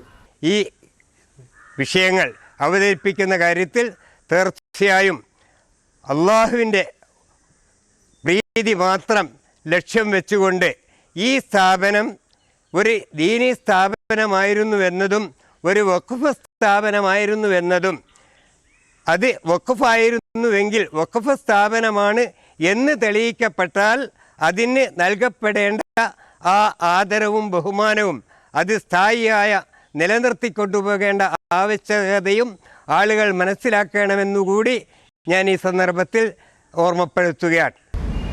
ഞാൻ ആഗ്രഹിക്കുന്നു, ഞാൻ പ്രാർത്ഥിക്കുന്നു, എന്നെ സംബന്ധിച്ചിടത്തോളം ആ നാമം അൽ മദ്രസത്തുൽ ഇസ്ലാമിയ കുറ്റ്യാടി 1927 എന്നുള്ള ആ ബോർഡ് ഖിയാമത്ത് നാൾ വരെ, അന്ത്യനാൾ വരെ ആ മർമ്മപ്രധാനമായ സ്ഥാനത്ത് നിലനിൽക്കണം എന്ന് ഞാൻ ആഗ്രഹിക്കുകയാണ്. അത് നഷ്ടപ്പെട്ട് പകരം അവിടെ ഒരുപാട് ഭൗതികമായി ഒരുപാട് നേട്ടങ്ങളുണ്ടാവുന്ന എന്ത് തന്നെ അതിൻ്റെ പകരം വന്നാലും ഒരിക്കലും അത് പകരാവും എന്ന അഭിപ്രായം എനിക്ക്. അതുകൊണ്ട് എൻ്റെ പ്രാർത്ഥനയും എൻ്റെ ആഗ്രഹവും പരിശുദ്ധമായ ആ നാമം എന്ന് തന്നെ ഞാൻ പറയട്ടെ, അതിന് വലിയ പ്രാധാന്യമുണ്ട്. വഖഫ് അന്യാധീനപ്പെടുത്താൻ ശ്രമിക്കുന്ന ആളുകളെ സംബന്ധിച്ചിടത്തോളം നമുക്കറിയാം, അതിൻ്റെ ഈ അന്യായമായ ഒരു ഭൂമി, നമുക്ക് അവകാശപ്പെടാത്ത ഒരു ഭൂമി നാം കൈവശപ്പെടുത്തി കഴിഞ്ഞാൽ ആ ഭൂമിയും കടുത്തിൽ ചുമന്നുകൊണ്ട് പരലോകത്ത് ഹാജരാക്കപ്പെടുമെന്ന് ഹദീസുകളിൽ വന്ന കാര്യമാണ്. നമുക്ക് അവകാശപ്പെടാത്ത ഏത് ഭൂമിയായാലും ശരി, വഖഫായ ഭൂമിയായാലും ശരി, പൊതുഭൂമിയായാലും ശരി, സർക്കാർ ഭൂമിയായാലും ശരി, അയൽവാസികളിൽ നിന്ന് കള്ളാധാരങ്ങളിലൂടെ സമാഹരിച്ച ഭൂമിയാണെങ്കിലൊക്കെ ശരി, ഒരു ഇഞ്ച് ഭൂമി പോലും നമുക്ക് അവകാശപ്പെടാതെ നമ്മുടെ കൈവശം ഉണ്ടാകാൻ പാടില്ല. ദീനീയ ആവശ്യത്തിന് വേണ്ടി നീക്കിവെക്കപ്പെട്ട ഭൂമി അത് സ്വകാര്യ താല്പര്യങ്ങൾക്ക് വേണ്ടി കൈവശപ്പെടുത്താനുള്ള ശ്രമം നടക്കുകയും അതിൻ്റെ മുന്നിൽ ഒരു നാട് നിശബ്ദത പാലിക്കുകയും ചെയ്താൽ അത് ആ നാടിൻ്റെ ശാപമായി തീരും. നന്മ ചെയ്താൽ ആകാശത്ത് നിന്ന് ഖൈറും ബർക്കത്തും ഇറങ്ങി വരും എന്ന് പറഞ്ഞതുപോലെ തന്നെ നമ്മുടെ ഭാഗത്ത് നിന്നുള്ള കൈത്തറ്റുകൾ സംഭവിച്ചാൽ, അശ്രദ്ധകൾ സംഭവിച്ചാൽ, അതുപോലെ നമ്മുടെ ഭാഗത്ത് നിന്നുള്ള കാര്യക്ഷമതാക്കുറവ് കൊണ്ട് പൊതുഭൂമികളും ദീനിയായ വഖഫുകളും അന്യാധീനപ്പെട്ടു പോയാൽ ആ അന്യാധീനപ്പെടലിന് നിശബ്ദ സാക്ഷികളാവുകയോ കാർമ്മികരാവുകയോ ചെയ്യുന്ന നാടിനെ സംബന്ധിച്ചിടത്തോളം അത് ഭാവിയിൽ അവർക്ക് ശാപമായി തീരുമെന്ന കാര്യത്തിൽ യാതൊരു തർക്കവുമില്ല. അത് ആൾ കരുതിയിരിക്കേണ്ട പ്രശ്നമാണ്. വത്തഖൂ ഫിത്നതൻ ലാ തുസീബന്നല്ലദീന ളലമൂ മിൻകും ഖാസതൻ. ഒരു നാട്ടിൽ ഒരു ഗ്രാമം ഒരു തെറ്റിന് കൂട്ടുനിൽക്കുകയും അതിന് മുഖസാക്ഷികളോ നിശബ്ദ സാക്ഷികളോ ആയി മറ്റുള്ളവർ മാറുകയും ചെയ്താൽ ഒരുപക്ഷെ വന്നു ഭവിക്കാനായിട്ടുള്ള ശിക്ഷ എല്ലാവരെയും പിടികൂടാൻ സാധ്യതയുള്ളതുമാണ്. ഇദാ അറദിന അന്നുഹ്ലിക ഖറയതൻ അമർന മുത്രഫിഹ ഫഹഖ അലൈഹിൽ ഖൗലു ഫദമ്മർനഹ തദ്മീറ. ഒരു നാടിന് ശാപം നേരിടുക എന്ന് പറഞ്ഞാൽ അതിലെ സുഖലോലുപരും അതിലെ സാമ്പത്തിക ദുർമോഹികളുമൊക്കെ ആ നാടിൻ്റെ കൈകാര്യകർത്താക്കളായി തീരുക എന്നതായിരിക്കുമെന്ന് അള്ളാഹു ഖുർആനിൽ പറഞ്ഞിട്ടുണ്ട്. ഒരു നാടിന് ശാപം നേരിടുക എന്ന് പറഞ്ഞാൽ ആ നാട്ടിലെ മുത്രഫുകൾ, സുഖലോലുപരായ ആളുകൾ, സാമ്പത്തിക ദുർമോഹമുള്ള ആളുകൾ, ധാരാളമായി സമ്പത്ത് സമാഹരിക്കാൻ ആഗ്രഹിക്കുന്ന ആളുകളൊക്കെ അതിൻ്റെ കൈകാര്യകർത്താക്കളായി തീരുക. അങ്ങനെ കൈകാര്യകർത്താക്കളായി തീർന്നാൽ നമ്മുടെ കൽപ്പന അവരിൽ അടിച്ചേൽപ്പിക്കപ്പെടുകയും സാക്ഷാത്കരിക്കപ്പെടുകയും അത് ആ നാട്ടിൻ്റെ നാശത്തിന് കാരണഹേതുവായി തീരുകയും ചെയ്യുമെന്ന കാര്യം വിശുദ്ധ ഖുർആനിലൂടെ അള്ളാഹു വെളിപ്പെടുത്തിയ കാര്യമാണ്. ഇതൊക്കെ അള്ളാഹുവിൻ്റെ തീരുമാനപ്രകാരമാണ്. അള്ളാഹു ഇത്തരം തീരുമാനങ്ങൾ പെട്ടെന്ന് നടപ്പിലാക്കാൻ സാധ്യതയുണ്ട്, നീട്ടിവെക്കാൻ സാധ്യതയുണ്ട്. എന്ത് തന്നെയായാലും നമ്മുടെ കാരണവന്മാർ, നമ്മുടെ മുൻഗാമികൾ നമ്മുടെ നാടിന് വേണ്ടി, നമ്മുടെ സമൂഹത്തിന് വേണ്ടി, പൊതുസമൂഹത്തിൻ്റെ വിദ്യാഭ്യാസ ഉന്നമനത്തിന് വേണ്ടി വഖഫ് ചെയ്ത ഒരു ഭൂമി നമ്മുടെ കച്ചവട താല്പര്യങ്ങൾക്ക് വേണ്ടി നാം അതിനെ ഡൈവേർട്ട് ചെയ്യുകയാണെങ്കിൽ, അതിനെ മാറ്റിമറിക്കുകയാണെങ്കിൽ, അതിൻ്റെ അടിസ്ഥാന ലക്ഷ്യത്തിൽ നിന്ന് അതിനെ നീക്കം ചെയ്യുകയാണെങ്കിൽ നമ്മുടെ ആ പ്രവർത്തനം നാടിന് തന്നെ പൊതുശാപമായി പൊതുശിക്ഷയായി ഭവിക്കുന്നതിനെ നാം കരുതിയിരിക്കുകയും സൂക്ഷിക്കുകയും ചെയ്യേണ്ടത് തന്നെയാണ്. വഖഫ് സ്വത്ത് എന്ന് പറയുന്നത് അത് വളരെ പ്രധാനപ്പെട്ട ഒരു വിഷയമാണ്. ഇസ്ലാമിൻ്റെ ഒരുപാട് കാര്യങ്ങൾ നിലനിൽക്കുന്ന ഒന്നാണ്. ഉദാഹരണമായി ഒരാളൊരു സ്വത്ത് വഖഫ് ചെയ്ത് കഴിഞ്ഞാൽ അത് അള്ളാഹുവിൻ്റെ സ്വത്തായി മാറുകയാണ്. പിന്നീട് ആ വഖഫ് സ്വത്ത് അന്യാധീനപ്പെട്ടു പോകുന്നതും അത് നഷ്ടപ്പെട്ടു പോകുന്നതിനും പോയിട്ടുണ്ടാകുമ്പോൾ അതിന് ആരാണോ അത് കൈകാര്യം ചെയ്യുന്നത് അവരായിരിക്കും അതിൻ്റെ ഉത്തരവാദിത്വം വഹിക്കേണ്ടത്. അതിൻ്റെ പ്രാധാന്യത്തോടു കൂടി തന്നെ നമ്മളതിനെ കാണുകയും കൈകാര്യം ചെയ്യുകയും ചെയ്യണം. ഇല്ലെങ്കിൽ നാളെ പരലോകത്തിൽ അള്ളാഹുവിനോട് അതിനെ നമ്മൾ മറുപടി പറയേണ്ടി വരും.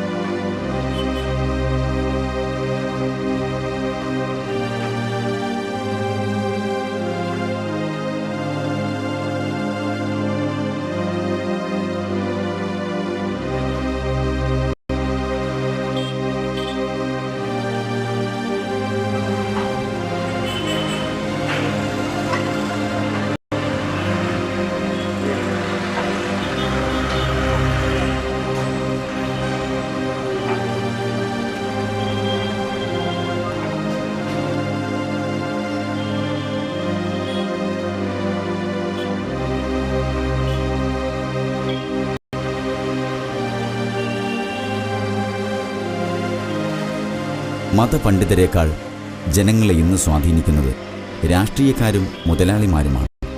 അതിനാൽ ഇവിടെ സത്യവും നീതിയും വേട്ടയാടപ്പെടുന്നു.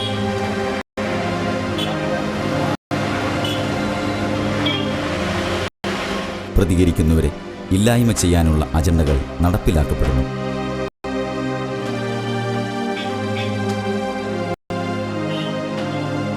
ചരിത്രത്തിൽ നമ്രൂദുമാരും ഇബ്രാഹിമുമാരും ഉണ്ടായിട്ടുണ്ട്. ചോദ്യം ചെയ്യുന്ന ചെറു സമൂഹങ്ങൾ ഉയർന്നു വരികയും തിന്മയെ അതിജയിക്കുകയും ചെയ്തിട്ടുണ്ട്. മദ്രസത്തുൽ ഇസ്ലാമിയ ഒരു സംസ്കൃതിയുടെ ചിഹ്നമായിരുന്നു. അന്ധകാര നിബിഡമായ ഒരു സമൂഹത്തെ അറിവിലൂടെയും സംസ്കരണത്തിലൂടെയും ഉത്തമരാക്കാൻ വേണ്ടി പണിതുയർത്തിയ മഹാസൗധം. പൂർവ്വപിതാക്കളുടെ വിശാല ഹൃദയത്തിൻ്റെയും അർപ്പണബോധത്തിൻ്റെയും പോരാട്ട ചരിത്രത്തിൻ്റെയും അടയാളമായിരുന്നു ഈ തകർക്കപ്പെടുന്ന അക്ഷരസൗധം. മഹാമാനുഷ്യരുടെ ഓർമ്മകൾ പേറി നിന്നിരുന്ന ഈ സൗധം ഇനി വെറും ഓർമ്മയാവുകയാണ്. പണക്കൊതിയുടെയും ദുരഭിമാനത്തിൻ്റെയും രാഷ്ട്രീയ മേധാവിത്വത്തിൻ്റെയും അധികാര ദുർമോഹത്തിൻ്റെയും ഇരയാണ് അൽ മദ്രസത്തുൽ ഇസ്ലാമിയ. ഈ ചിഹ്നം നെഞ്ചേറ്റാനുള്ള അർഹത നമ്മുടെ നാടിനില്ലെന്ന് വേണം കരുതാൻ. അസൗകര്യങ്ങൾ മാത്രം വച്ചു നീട്ടുന്ന ഷെഡുകളിൽ നിന്ന് 7ാം ക്ലാസ്സിലെത്തിയാലെങ്കിലും ഈ പ്രധാന കെട്ടിടത്തിനകത്തൊന്നിരുന്ന് പഠിക്കാമെന്ന പ്രതീക്ഷയും പ്രത്യാശയും ഇവിടെയുള്ള ഓരോ കുട്ടിയുടെയും ഉള്ളിലുണ്ടായിരുന്നു.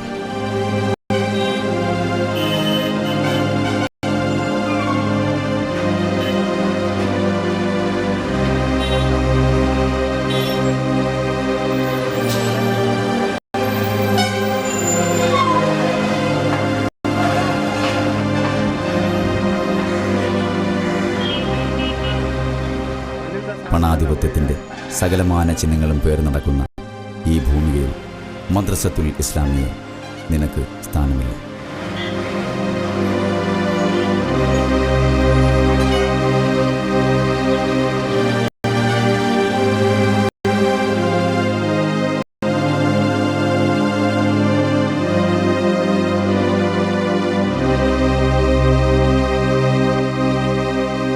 നന്മയുടെ പ്രതീകമായിരുന്ന നിന്നെ പുനർനിർമ്മിക്കാൻ അർഹതയും ചുണയും ആത്മാഭിമാനവുമുള്ള ഒരു സമൂഹത്തിനായി നീ കാത്തിരിക്കുക.